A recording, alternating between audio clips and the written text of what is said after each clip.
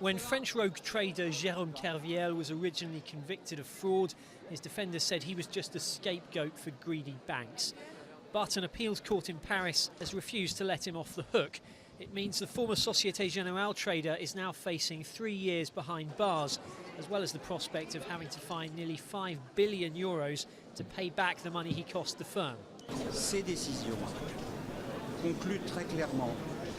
These rulings clearly establish the full and total culpability of Mr. Jérôme Kerviel for all offences that were committed, namely breach of trust, forgery and use of forgeries, and entering fraudulent data into a computer system. L'introduction de données frauduleuses dans un système informatique.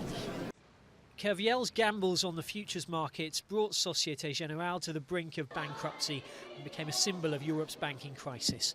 But his supporters claim his bosses knew perfectly well what he was up to and turned a blind eye as long as it brought in profits.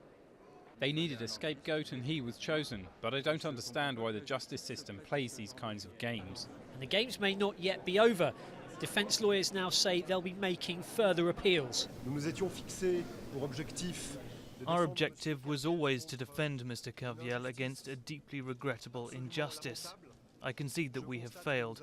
We will continue to support Mr. Kerviel in his fight, and we will now get back to work so we can go over any possibility of taking his case to the Court of Final Appeal.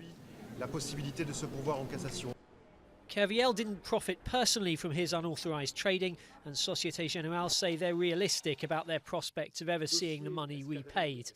Kerviel's currently unemployed, but on minimum wage the total amount would take around 370,000 years to pay off in full.